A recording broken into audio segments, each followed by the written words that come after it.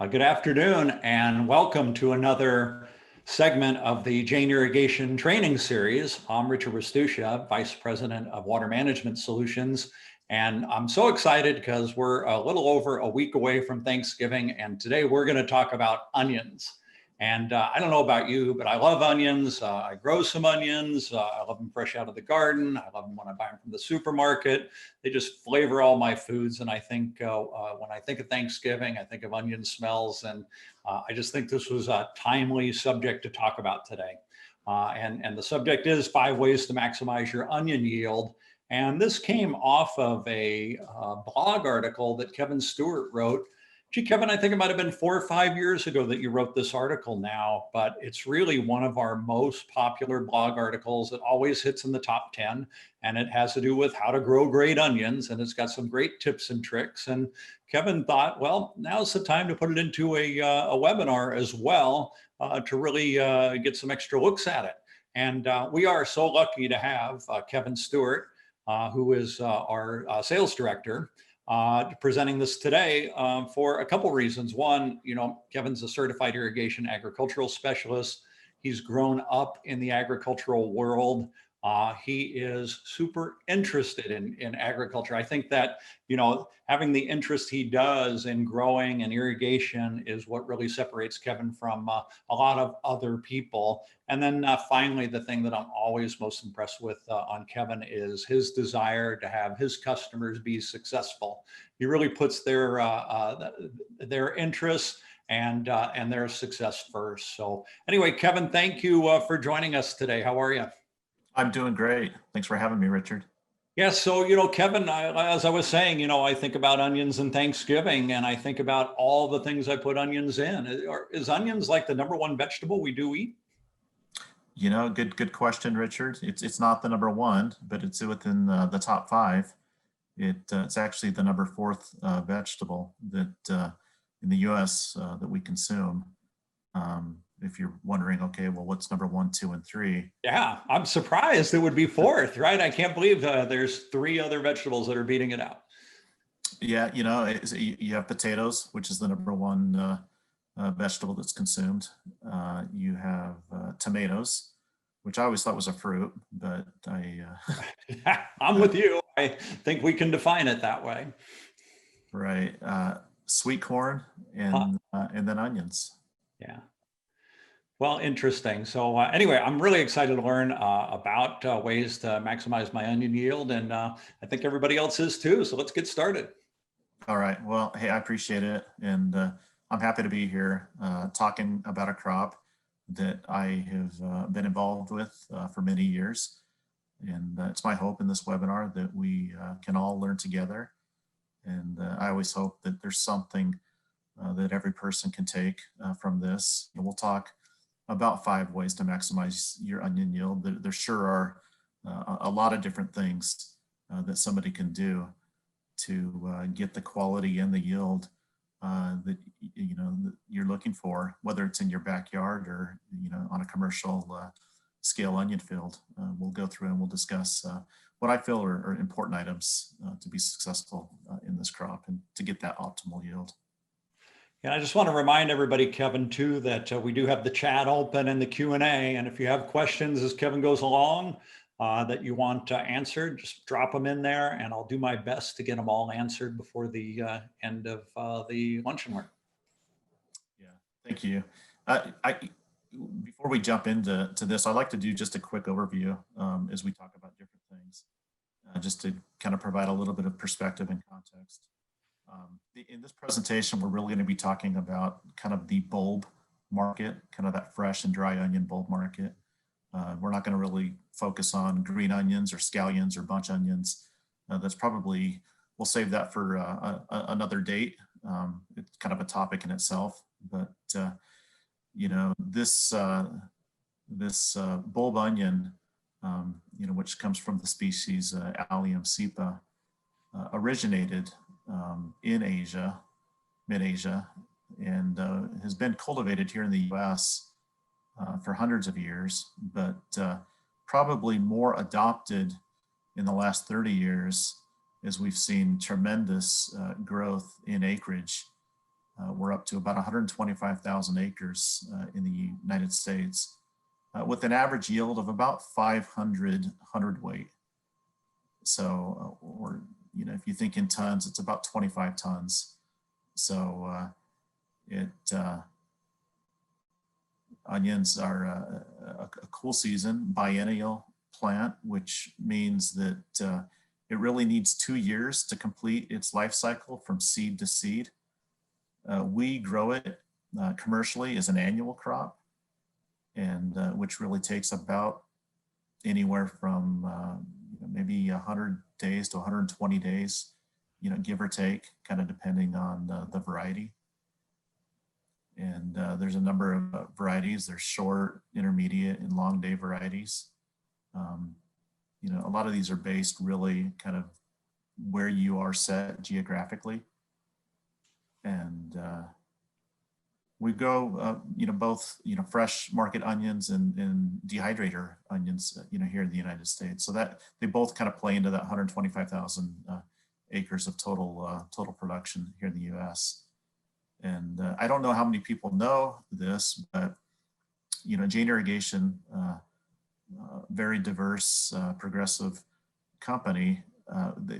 This company's invested in the food space. Our sister company, Jane Farm Fresh, has an onion dehydration plant in the Pacific Northwest, in Boardman, Oregon. And I've had the opportunity to visit that factory a few times and kind of see the product that comes in, the raw product that comes in and the finished product that goes out. And it's always amazing how they can take, say 350 tons per day and convert that into onion flakes or onion powders or onion chips. And it's quite an engineering challenge to do that and to be successful at it. And it's really kind of fun to watch that. But yeah, they grow and contract about 3,300 acres of onions for dehydration in the Pacific Northwest.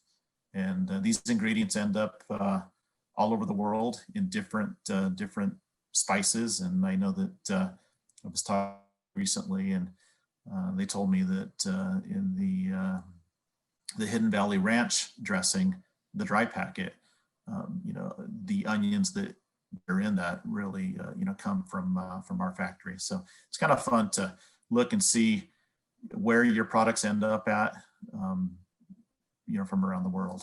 So pretty cool. It is. It's really cool to know where your food comes from. I think that's important and fun to learn. So thank you. We do have a question from somebody out there, and they want to know what the difference between short day and long day onions is, and how do you determine what you should be planting? So we kind of use, good question. We use kind of the 35th parallel that kind of runs down kind of the southern part of the United States. I would say most onions that are grown south of there are grown as a short day variety. And it all has to do with sunlight, days of sunlight, and how many hours per day. You get into the northern hemisphere and kind of the storage market, which is really where I come from and what I'm most familiar with. These are all intermediate to long day onions, where they're going to grow maybe as many as 14 hours of sunlight in the day. So it's really all about day length. And then, they match these varieties with genetics and geographic areas. And we'll kind of dive into that a little bit more on, how and why you would want to select a short day versus a long day variety. Yeah. Okay, cool. Thank you. Yeah. Most of the onions that are grown here in the United States are yellow onions. Just under 90% of the onions are yellows. And then there's also, whites and reds onions that kind of make up that last 10%. And as we talked about, onions are the fourth highest consumed vegetable in the United States. It's interesting. I think it's about 21 pounds of onions per capita is what we consume as a country. I know I consume more than that, but yeah, the average consumer, consumes about 21 pounds per year.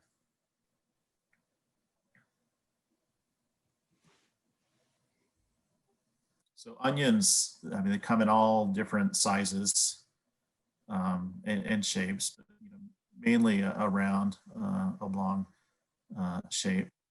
And the goal really for every farmer is to understand the market that they're growing for and grow an onion that will really fit that market. And most of the onions grown kind of, I don't know if you can see my cursor, but kind of fall into this colossal to medium range. And what this is, I mean, this is a super colossal onion, and we measure this in the diameter. So if you were to cut this in half and measure the diameter from the distance, that's how you measure the size of an onion.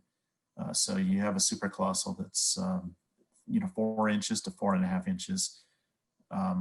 As consumers, somebody going to a supermarket, most of them want kind of this 3-inch onion, maybe a little bit larger. And so for processors and for food service, it's a little bit different, kind of, slightly larger, but I mean, there is a range all over the board. I mean, there's a market, for a lot of these smaller onions as well, that are about an inch in size and diameter.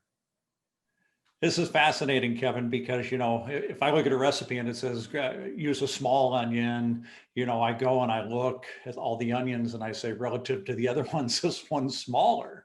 But this actually defines it. And I know better what I'm looking for now. This is great. Yeah.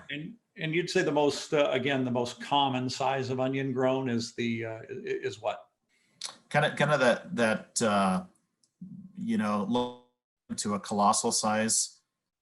Kind of that maybe a 3-inch to just under 4 inches, that probably consumes a good part of what the market is. When we talk about the price per 50-pound sack, it's really kind of benchmarked off of a jumbo, a 3-inch onion. Yeah. And we'll kind of get into some of the economics here in a little bit, but yeah, that kind of covers the span. I do know that my uncle works for an onion packing facility, and they have a contract with a major restaurant that wants as big of an onion as possible for kind of that blooming onion where they cut it and they fry it and bread it and bring it out. So it just kind of depends on what the market is, but most of it's in that kind of that 2.5 to 3 range. Yeah, that's pretty cool when you grow your onions very specific to the use. Pretty fascinating. So, we talked, there's about 125,000 acres of onions, give or take. It kind of varies by year. But I just wanted to kind of show where these come from. There's a lot of onions grown in the Pacific Northwest between Washington, Idaho, and Oregon. California produces a lot of onions. Texas, Georgia, New York, New Mexico, Nevada, Colorado. These are all major players. There's others as well, but to a smaller scale. In total, we produce about 6.7 billion pounds of onions per year. So we're a smaller player on a global level, but we produce obviously enough onions to meet the demand that we have here in the United States. And we export quite a few onions as well.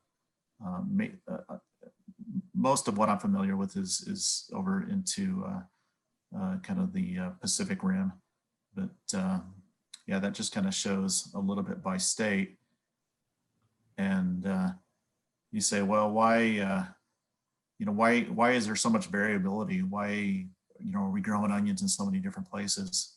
And if we grew onions, say just in Idaho where I live, you can see that I put this little chart together on availability. So this isn't the growing season. This is when, after they're grown, when they would be available. And we have a fall winter market, and we have a spring summer market. And you can see here in Iowa, we'd be missing a few months if we just relied solely on one place. And so these areas somewhat complement each other. There is overlap and there is competition, and some markets bleed into other markets and kind of drive markets and prices down occasionally.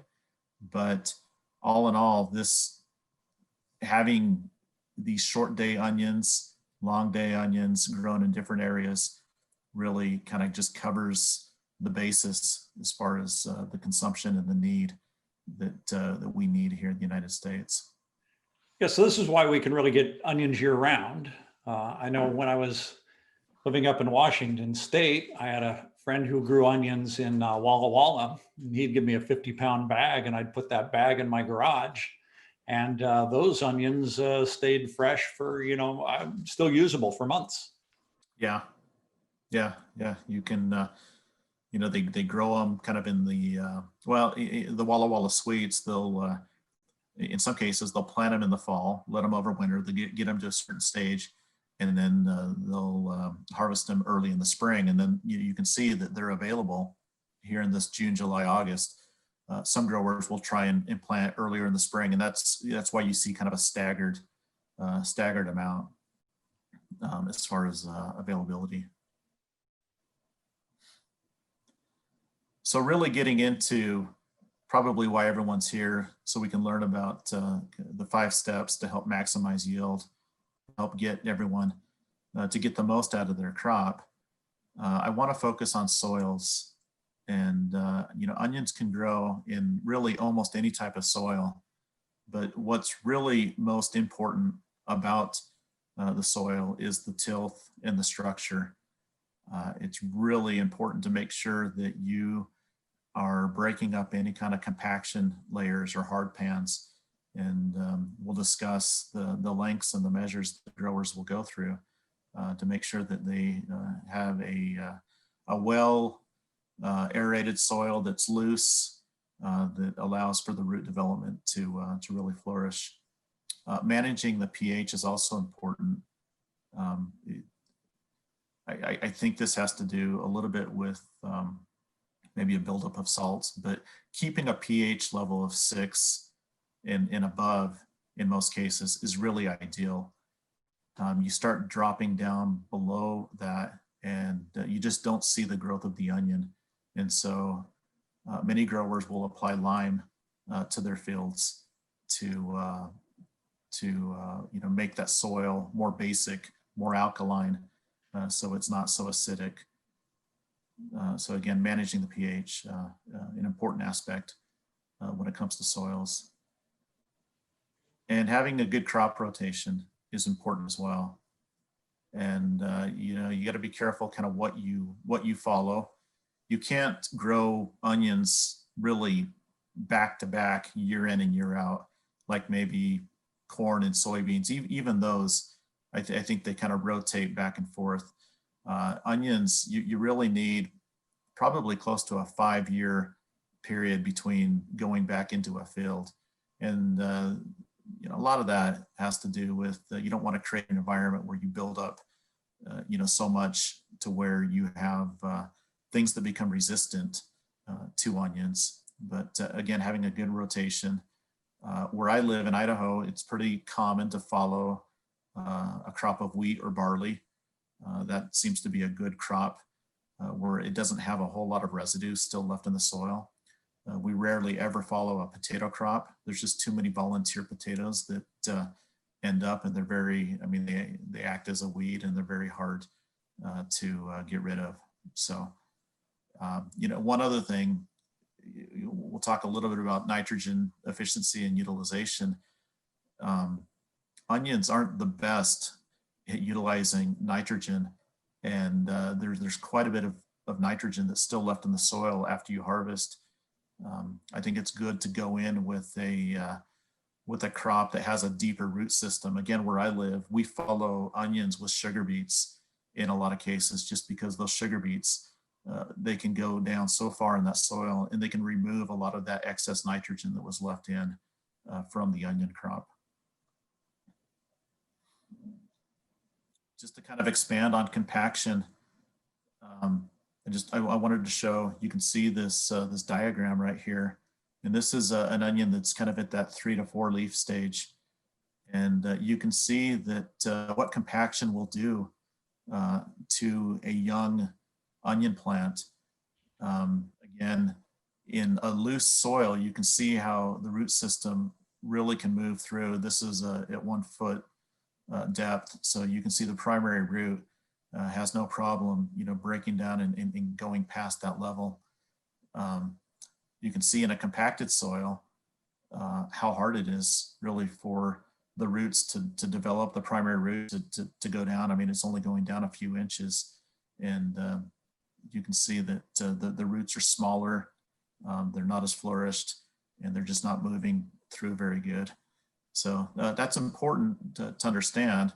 There are nutrients in the soil that are really immobile, which means they can't readily be moved throughout the soil. And if you have a root system that's really confined and can't move because of a compaction layer, you can see what that's going to do. So I think this is very interesting, and this is why growers will spend a lot of time cultivating their field and making sure that they take the precautions to make sure that that it's well tilled, and we'll kind of go into. So Kevin, with the deeper root zone, 12 to 15 inches, does that make it easier to irrigate? It does. Most of the activity as far as irrigation and nutrient uptake is really going to happen within kind of that top foot. And so if I would say probably 75% of all the activities really in that top foot. Onions will go down as far as, maybe just under 30 inches, but most of the activities in that top foot. So, and when you're irrigating, I mean, you want to irrigate to where the root zone is at. And if most of it's really in that top foot, that's really where you want to be, spending your time trying to apply water and apply fertilizers and making sure it's in that area. Yeah. So again, the main reason for all the time spent tilling and cultivating the ground is really to create just the best condition available, so that when you go in and you plant that crop and that seed germinates and emerges and grows, that it's got really just, everything going for it. And I think this is probably the same in a lot of areas, but in our area, they will disc rip a field, which means that they're going in, with a ripper.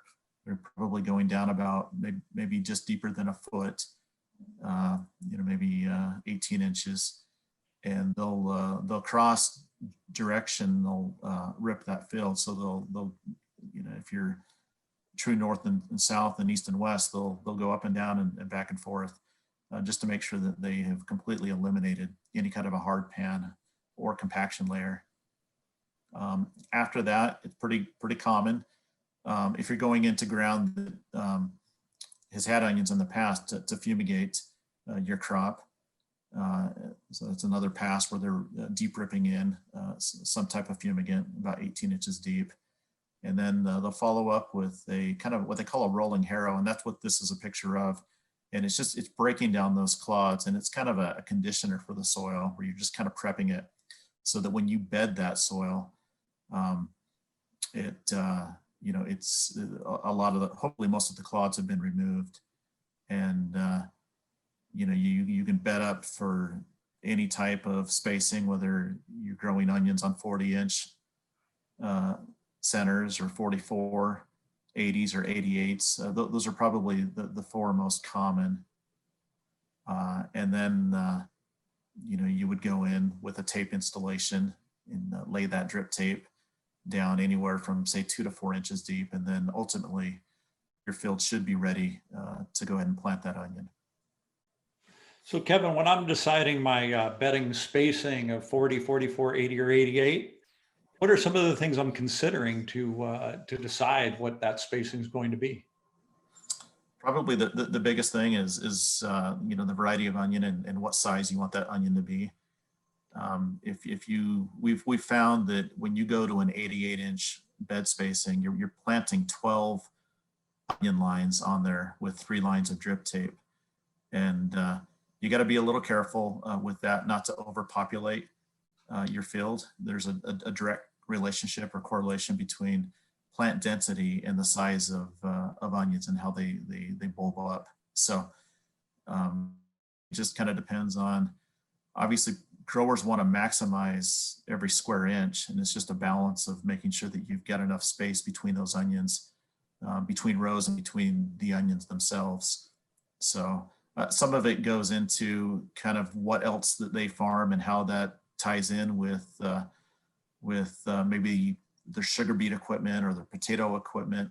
So those are a few of the reasons, you know, why we just don't settle on one bed spacing. Interesting. Some is very practical, what I happen to have on hand, and others are very, specific to science. Yeah, that's great. Right. I will note that a lot of this, at least in the Pacific Northwest, is done in the fall, and they want to get a lot of this work out of the way. Another reason they do this is if you do have clods by the time that you've bedded up, kind of this freeze thaw will break down those clods over the winter time and going into the spring.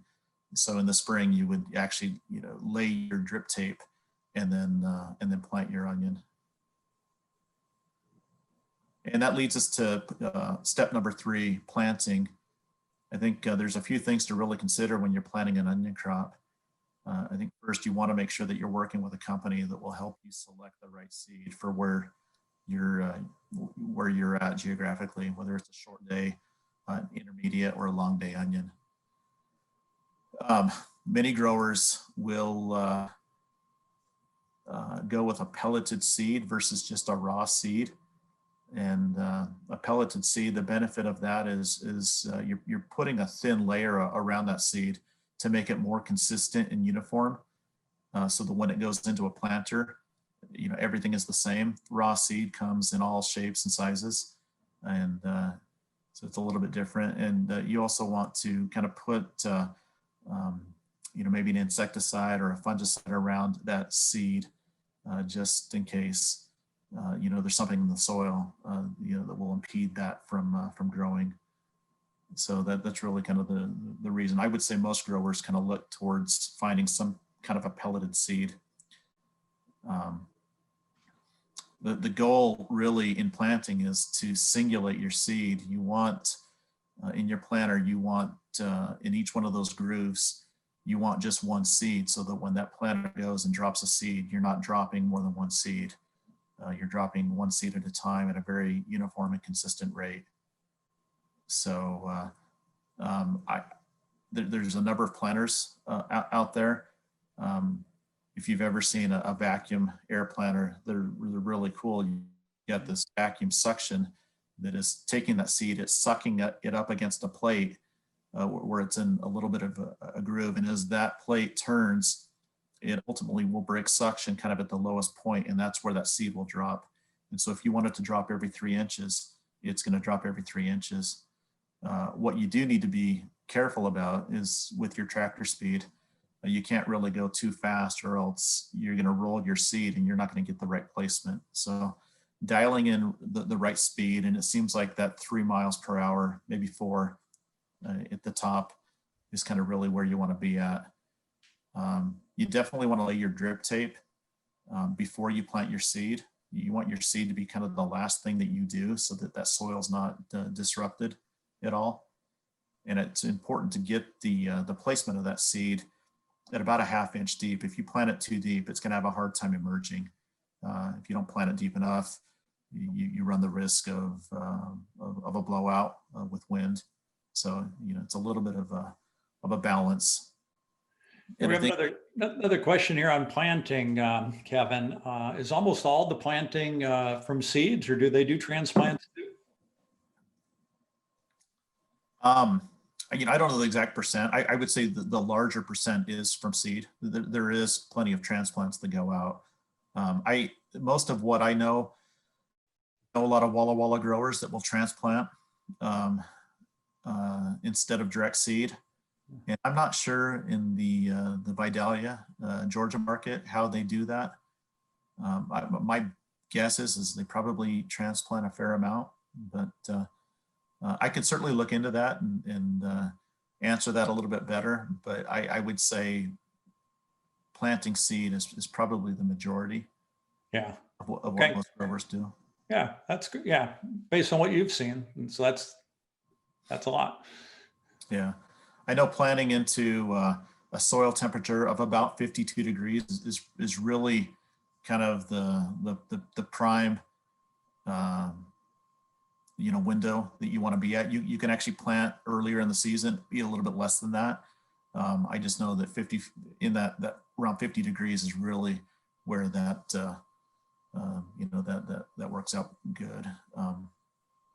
Seed spacing, pretty common to be at about 170,000 plants per acre, and that allows enough room for these plants to get sunlight, to breathe, for air circulation to make its way through this field. So this field's probably in that 165 to 170 range. And here you can see this is on a 40-inch bed, and this picture's taken at an angle, so it's a little bit hard to see, but there's 4 rows of onions and 1 line of drip tape. So you've got 2 rows on one side and 2 rows on the other side. And so you've got a nice symmetrical way of irrigating that, where you're pushing water out maybe about 10 to 12 inches on both sides. Oh, wow. Irrigation, number 4, is probably in my opinion, one of the most important things to consider. You definitely want to surround yourself with people that really understand irrigation, and whether that's somebody in the manufacturing space or somebody in the dealer space, you want to make sure that you're buying your equipment from somebody that has a level of design service. Even better, somebody that's certified as an irrigation designer. If you're going to invest money into an onion crop, irrigation is just one part of this that makes it work, but it's a very important part. So money well spent, making sure that you're working with a certified professional. You look at the drip tape options, and you need to consider how long are you going to run your drip tape, and what's the soil type going to be like? What kind of spacing and flow rates do you need to consider? The depth, like I mentioned, is anywhere from, we see growers on top of the surface, but I think ideal is probably maybe at about 3 inches deep. We seem to get a really good wetting pattern. And this picture that I have right here, I took a picture. I'm standing right in between 2 different zones. And so the zone on the left had just irrigated for 12 hours. And the zone on the right is about 3 hours into a 12-hour set. So you can kind of see, and again, this is on a 40-inch bed where you've got 4 rows of onions. So you can see how that water's moving through the bed. You've got a system checklist. You want to make sure that you've checked everything and checked it twice, and make sure that you flush your main line, you flush your sub mains and your drip tape, get any kind of debris, check your valves, check your pressure. And I think it's important to make sure that you are matching your irrigation to the crop water requirement, but also the infiltration rate of the soil. And we can certainly help with that. And pretty common flow rates are after the first irrigation, you're anywhere kind of in that maybe 6 to 12 hour range. It's important to use some kind of a soil moisture monitoring device so that you can help schedule.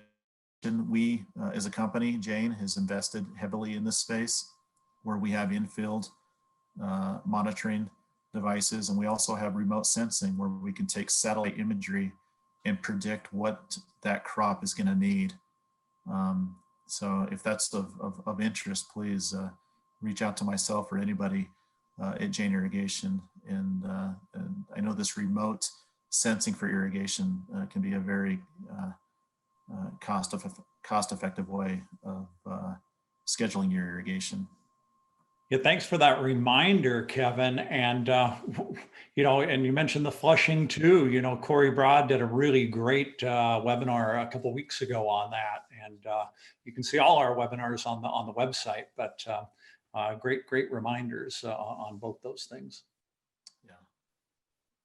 And, the reason you make this investment in drip irrigation is really about the quality and about the yield. And we consistently see growers getting at least a 20% yield increase, and they're getting a better size distribution of their onion as well. I put together just a quick economic example, and I can go over this with anybody that wants to look at it a little bit further. But one of the beginning slides, the average yield in the U.S. is about 25 ton or 500 sacks. The current price right now for a 50-pound sack is $6 per sack, right? So if you're if you're at 500 sacks per acre, you're going to be at about $6,000 per acre. You're probably not using drip if you're at that range. You're probably using a sprinkler or furrow. And I just went through, and you're going to spend $2,500 an acre to grow that, which would include the furrow irrigation system. So you're going to net out about $3,500. But if you're using drip, and we consistently see growers in this 50-ton, 1,000-sack range, you can see what the net is on this. You're going to spend a little bit more for your system. You're going to spend $3,600 an acre to grow that crop, which would include the drip system. But at a price of $6 per 50-pound sack, you're going to net $8,400. So by spending about $1,000 more per acre to upgrade to a drip irrigation system, given the rate of return, your return is going to be almost $5,000 per acre. I mean, you immediately pay for that, a couple times over. So. That's a sizable increase, Kevin. It definitely gets my attention. And I've always said, growers are such good business people too. It's hard to see that and try to ignore it. I think that's, I'm really glad you presented that info. Yeah. We're talking about drip tape. We have two options at Jane. We have our Chapin drip tape, which is made in New York, and it's been around for over 50 years. We've made several updates to it, but it's a tried and true product that gets a lot of use in onions. And growers in the Pacific Northwest really have used this. Tens of thousands of acres of this product has gone in to irrigate onions. What people really like about this is the tensile strength. It's really easy to pull out of the ground, and it's easy to put in the ground. And if you snap your drip tape, whether it's going in or coming out, that's downtime, and that's going to cost you money. Great option. We make this in a 12-inch and a 16-inch spacing in low flow rates, and it's been just a great option. In California, we've seen more growers kind of gravitate to a closer emitter spacing with a very, very low flow rate. And that's what we've built here with turbo tape.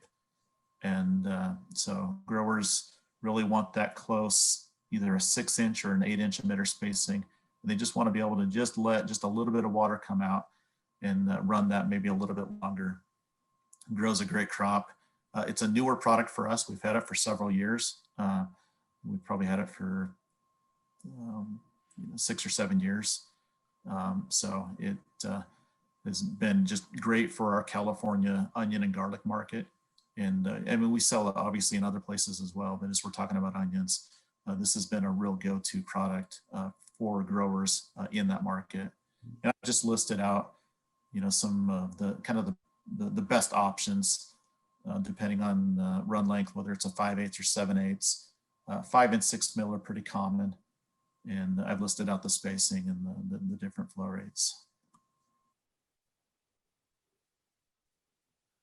The last part of this that I wanted to talk about is really getting the fertilizer and the weed management, trying to get that dialed in. I think the first thing to really consider when you're looking at your onion crop is you want to take a soil sample. You want to make sure that you grid sample that and you understand what's in the soil before you make any kind of a purchase when it comes to adding additional fertilizer.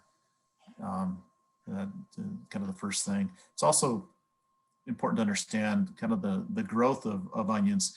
Onions really take about 60 days to really kind of start off. And you need to be careful with irrigation. You don't want to over irrigate, and you certainly don't want to over fertilize in kind of that first 60 days.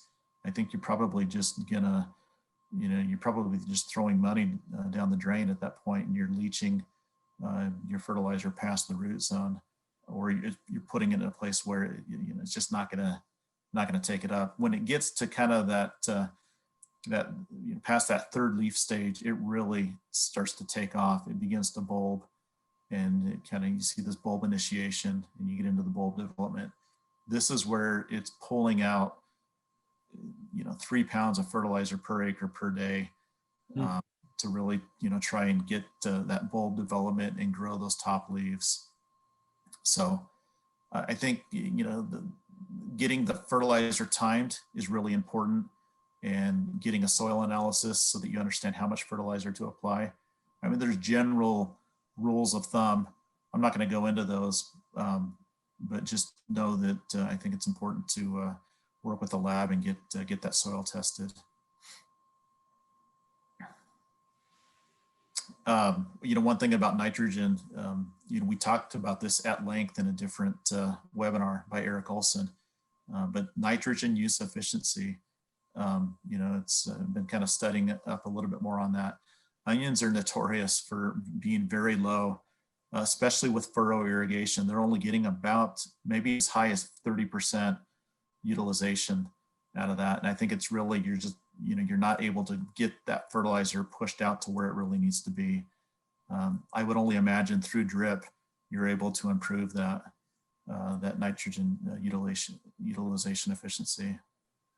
After seeing Eric's presentations on nitrogen and fertilizer in general, I think we're all really aware of that term, nitrogen use efficiency, and we're all really, amazed at how low that number is, and all looking to figure out ways that we can improve it. And it seems like the drip irrigation in onions is one way. Well, it gives you a chance to spoon feed both the water and the fertilizer directly to that root zone. You're getting it properly placed. It's important to understand, root development. You certainly don't want to be pushing fertilizer past the 1 foot soil depth, because you're just losing it at that point. Those onions are going to have a hard time really pulling that out. So again, another plug for moisture monitoring. Make sure you're using something that's going to really help you predict where that soil or where that moisture is in that soil and how it's moving. And that's something that we've invested heavily in, both on-site and remote sensing. I wanted to talk just a little bit about weeding, and I don't have any slides that really talk about this. I'll just stay on this slide here, but not having a good weed management program is definitely going to cost you yield. It's going to affect your crop stand. It's going to affect your size, and it's going to affect the quality of your onion. So a few things to consider, steps to take. Have a good crop rotation. Make sure that you're not following a potato crop. Consider some kind of a pre-emergence herbicide that you can apply that's going to kill off any of those weeds before your plant, even your onion plant, emerges. You can consider light cultivation.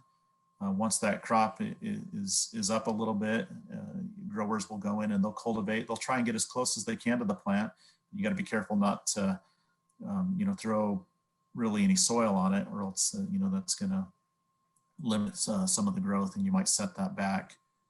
So you can also consider post-emergent herbicides, and it's a little bit of a, you got to weigh the benefit. You'll kill the weed, but you might burn back your onions a little bit. And so I would say find a great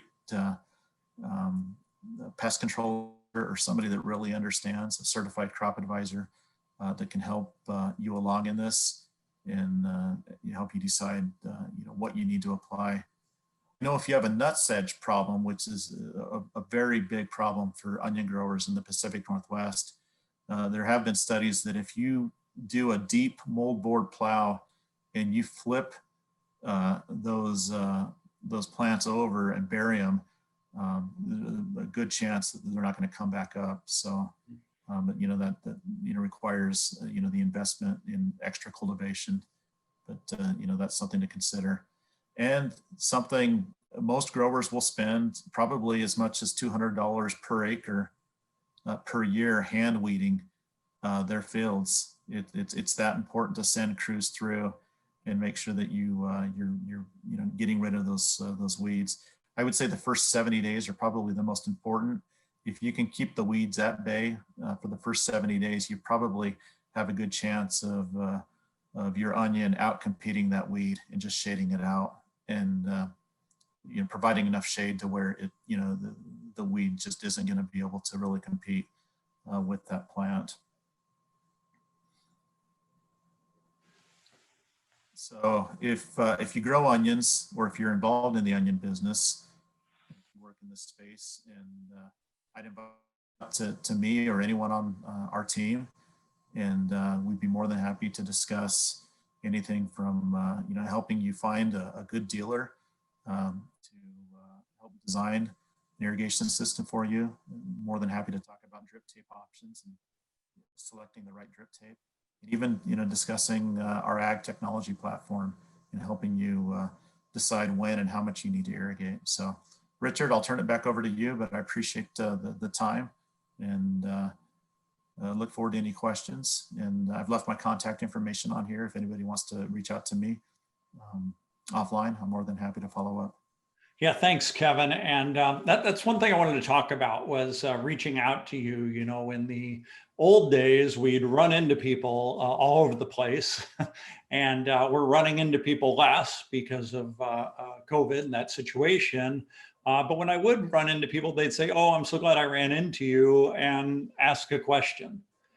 And I would say, "Well, why didn't you just call me?" And they'd say, "Oh, I didn't want to bother you." And I say, "It's not really a bother." And Kevin, if anybody has a small question, big question, whatever, are they free to use this?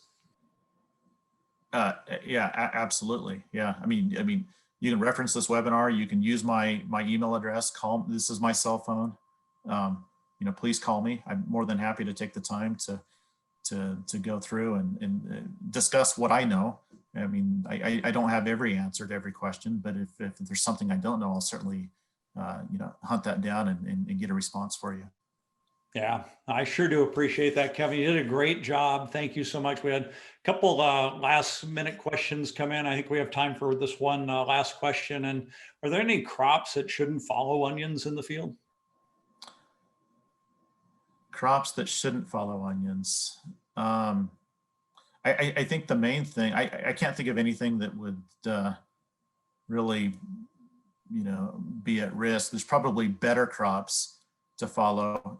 Going back, I think there's historically there have been a lot of nitrogen that's left in the field, and so planting a crop that's deep rooted that can take up some of that extra fertilizer, especially nitrogen that's in the soil. I would say, a sugar beet crop, maybe potatoes, corn, are a few that come to mind.